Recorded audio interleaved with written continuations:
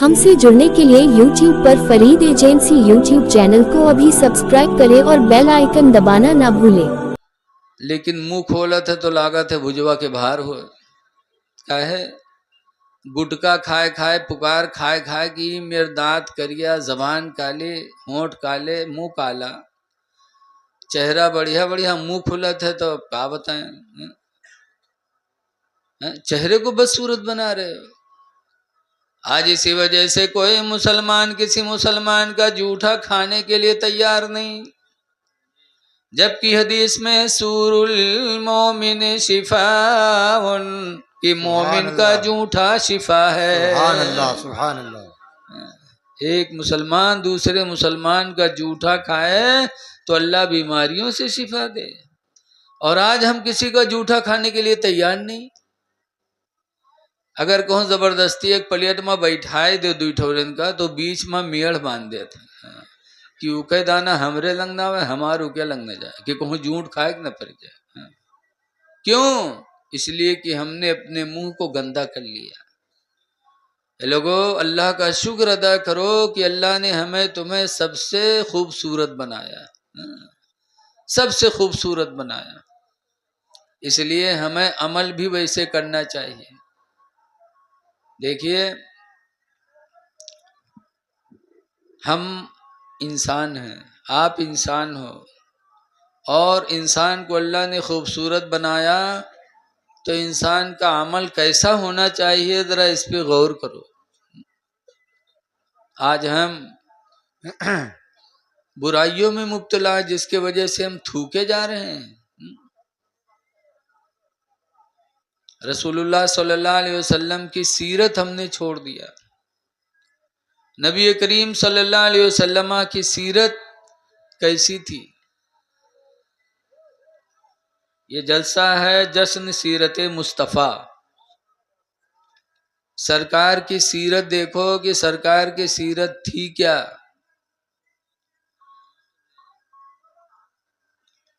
रसूलुल्लाह सल्लल्लाहु अलैहि वसल्लम ने सबसे पहली शादी अपनी की है किस उम्र में? 40 साल की बुढ़िया औरत खदीजा से सरकार ने 25 साल उम्र में उनसे शादी किया, बेशक बेवा से। क्यों किया? इसलिए कि सरकार अरब में पैदा हुए तो अरब के अंदर बुराइयां बहुत थी। जो बुराइयां यहाँ वही बुराइयां वहाँ। चोरी छिंदरई, डाका, बेनमाज होना, शराब पीना, जुआ खेलना हुआ रहा ही है। बोलो है कि नहीं ये सब? लेकिन एक बुराई वहां थी, यहाँ नहीं है। क्या थी वहां? कि औरत बेवा होती थी, मर्द मरता तो औरत बेवा होती तो औरत के मुंह में स्याही लगा करके शहर में घुमाते थे। कहते थे लोगों देखो ये वो मनहूसिन है कि इसका मर्द मर गया। और उसके बाद मुर्दा शौहर के साथ उसे भी जिंदा ऐसे ही लिटा के दफन कर देते थे।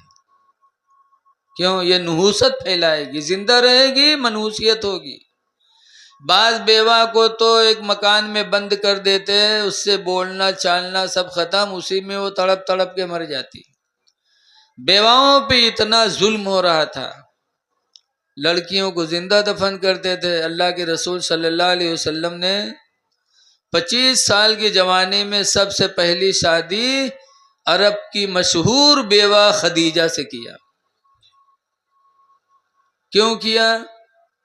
तालीम उम्मत के लिए, कि अगर हमारी उम्मत में कोई औरत बेवा हो जाए तो हमारा उम्मती उससे निकाह करने में शर्म न करे, बल्कि अपने पैगंबर की जिंदगी को देखे, उनकी सुन्नत समझ करके बेवा को भी अपने दामन में लगा ले। लेकिन लोग सोचत हुए कि हो सकत उनका कुंवारी न मिलत रही हुई। मादअल्लाह, रसूलुल्लाह से ज्यादा कोई हसीन दुनिया में? मर्दों में सबसे ज्यादा खूबसूरत कौन पैदा हुआ? यूसुफ अलैहिस्सलाम। अल्लाह ताला ने यूसुफ अलैहिस्सलाम को दुनिया में मर्दों में सबसे ज्यादा खूबसूरत बनाया, और औरतों में سب سے زیادہ خوبصورت حضرت ابراہیم علیہ السلام کی بیوی حضرت سارہ، دنیا میں سب سے خوبصورت عورتوں میں سارہ اور مردوں میں یوسف۔ اب میں بتانا چاہتا ہوں کہ حضور کتنے حسین تھے، یوسف کتنے حسین تھے۔ یوسف بہت حسین تھے۔ ایک لڑکی زلیخا تھیں، تو زلیخا کے خواب میں ایک فرشتے نے یوسف علیہ السلام کی تصویر دکھائی تھی اور اشارہ کیا تھا، زلیخا یہی یوسف ہے جس سے تمہارا نکاح ہوگا۔ تو یوسف علیہ السلام کی تصویر جب زلیخا نے دیکھی، آنکھ کھلی تو اسی تصویر کی تلاش میں زلیخا رہتی تھی کہ وہ تصویر والا ہے کون جس سے نکاح کا مجھے اشارہ کیا گیا۔ لیکن شادی ہو گئی زلیخا کی کس سے؟ عزیز مصر سے۔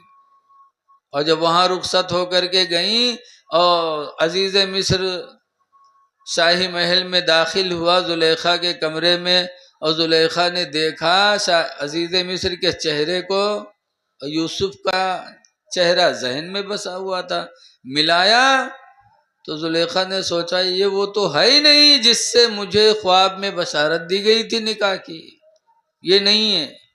تو شادی تو ہو گئی لیکن زلیخا تلاش میں تھی یوسف کے کہ وہ ہے کون۔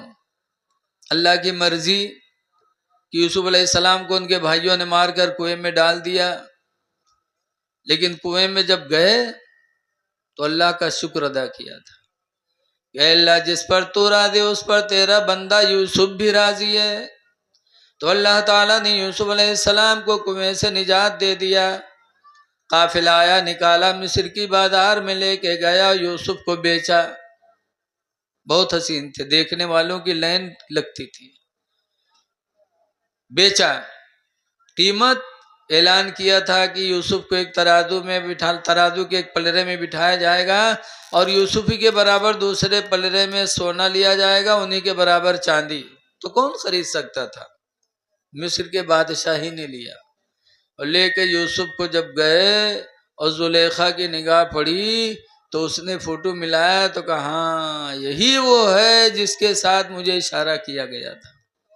تو زلیخا یوسف کی دیوانی ہو گئی، اور ایسی دیوانی ہوئی کہ زلیخا نے آرڈر کیا کہ 7 کمروں کا محل بنایا جائے۔ محل بن گیا۔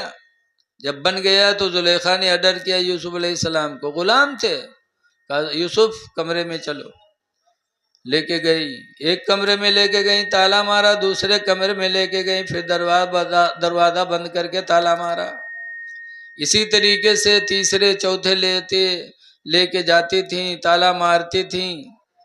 7ویں کمرے میں جب لے کے گئیں تب زلیخا نے یوسف سے قریب ہونا چاہا، تب یوسف علیہ السلام نے فرمایا تھا زلیخا اس خوشی کے محل کو غم کا محل نہ بناؤ۔ زلیخا نہ مانی اور آگے بڑھی تو یوسف علیہ السلام فرماتے ہیں زلیخا یہ کمرہ 7 کمروں کے بعد ہے، کوئی دیکھ نہیں رہا ہے، لیکن زلیخا یاد رکھو اس بند کمرے میں ہمیں تمہیں ہمارا تمہارا پروردگار دیکھ رہا ہے۔ جس خدا کی بارگاہ میں ہمیں تمہیں حساب دینا ہے وہ خدا اس بند کمرے میں بھی دیکھ رہا ہے۔ لیکن زلیخا نہ مانی اور آگے بڑھی تو یوسف علیہ السلام گناہ سے بچنے کے لیے وہاں سے بھاگے۔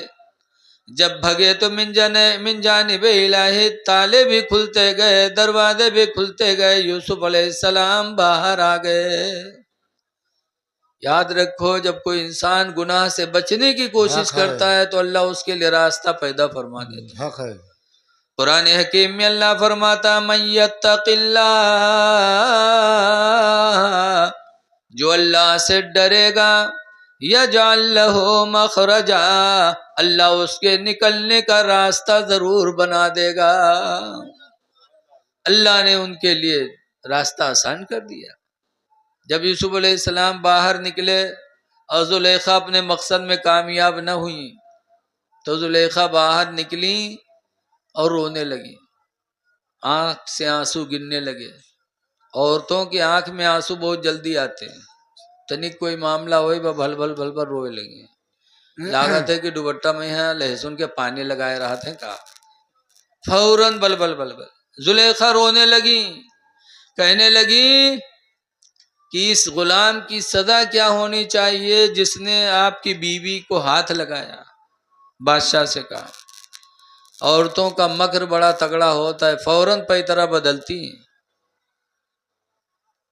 اب یوسف علیہ السلام نے فرمایا میں بری ہوں، لیکن زلیخا نے تہمت لگائی تو معاملے کی چھان بین کی گئی۔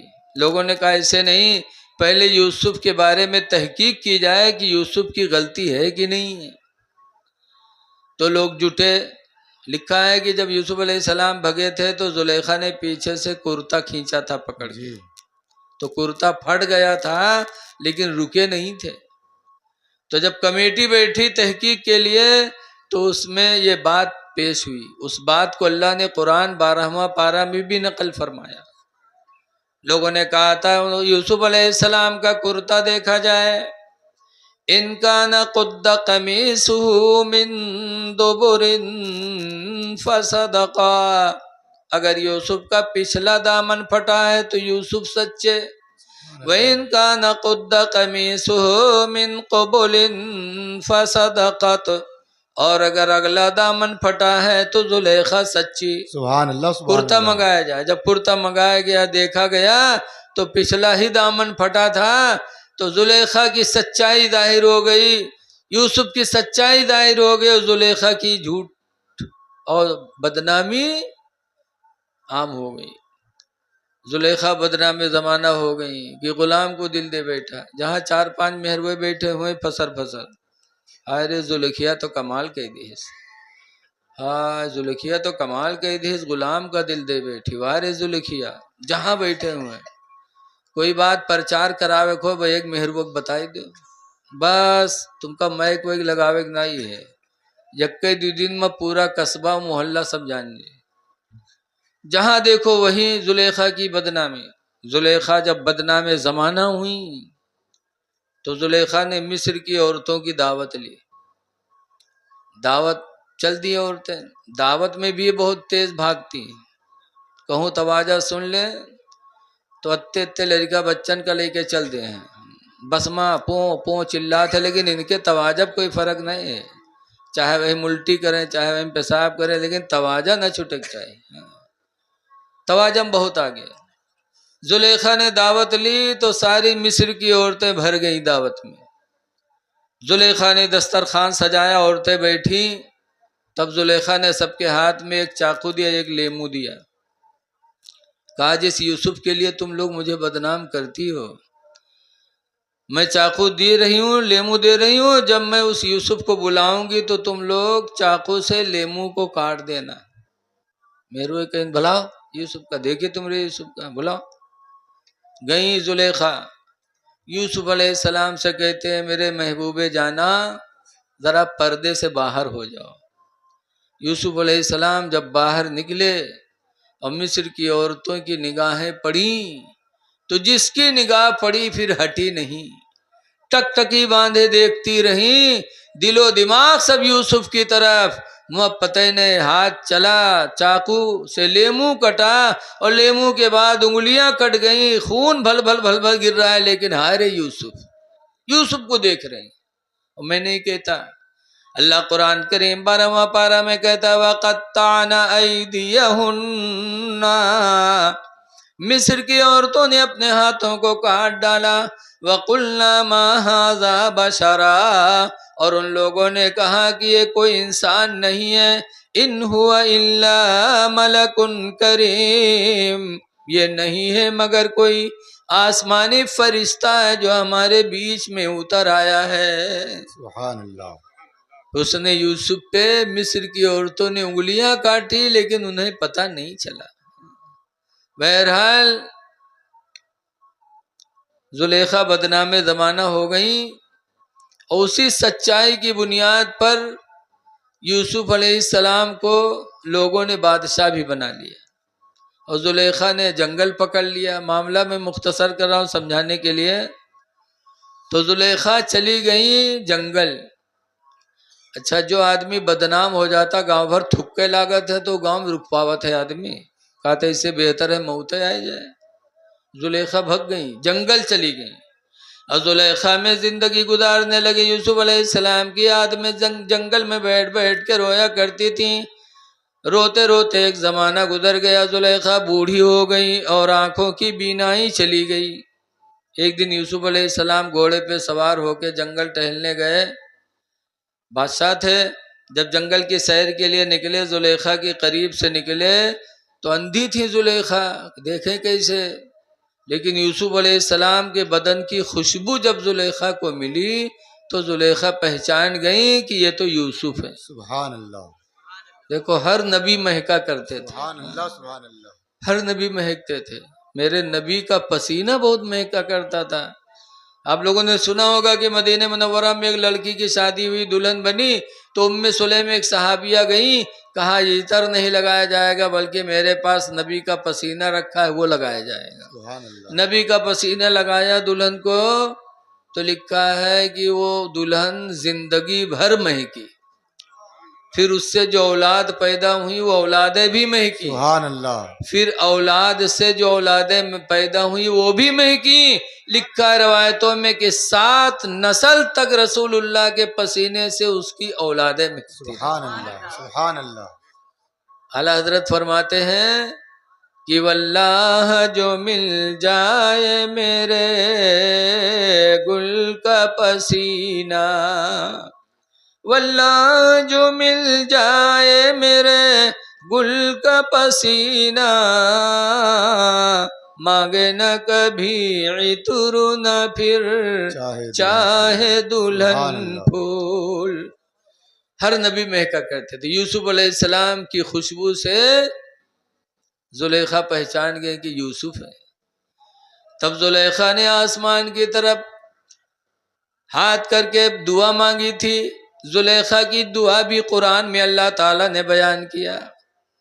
زلیخا نے کہا تھا سبحان من جعل الملوک عبیدا، پاک ہے وہ پروردگار جس نے غلام کو بادشاہت عطا فرما دی۔ سبحان اللہ، وہ کتنا بڑا پاک پروردگار ہے کہ یوسف جیسے غلام کو بادشاہت دے دی، غلام تھے بادشاہت نصیب ہو گئی۔ وَسُبْحَانَ مَنْ جَعَلَ الْعَبِيدَ وَسُبْحَانَ مَنْ جَعَلَ الْمُلُوكَ عَبِيدًا، اور پاک ہے وہ پروردگار جس نے مجھ جیسی ملکہ کو نوکرانی بنا دیا۔ ملکہ کو جنگل کی مسافرت نصیب ہو گئی اور جو غلام تھا اس کو سلطنت نصیب ہو گئی۔ میرا پروردگار کتنا پاک ہے۔ جب یوسف علیہ السلام نے زلیخا کی بولی سنی تو زلیخا کے قریب گئے۔ یوسف علیہ السلام نے پوچھا زلیخا کیا حال ہے؟ کہا دیکھ رہی ہو میں نے تمہاری محبت میں روتے روتے جوانی بھی کھو دیا، آنکھوں کی روشنی بھی گنوا دیا۔ یوسف علیہ السلام کو بڑا ترس آیا، فرماتے ہیں زلیخا میرے لائق کوئی مدد ہو تو بتاؤ۔ تو زلیخا نے کہا تھا یوسف جس خدا نے تمہیں غلامی سے نکال کر کے سلطنت عطا کی ہے اس خدا سے دعا کر دو کہ اللہ تعالی ہماری آنکھوں کی روشنی کو واپس فرما دے۔ سبحان اللہ۔ یوسف علیہ السلام نے دعا مانگی تو یوسف علیہ السلام کے دعا کے وسیلے سے زلیخا کی گئی ہوئی آنکھوں کی روشنی اللہ نے واپس فرما دی۔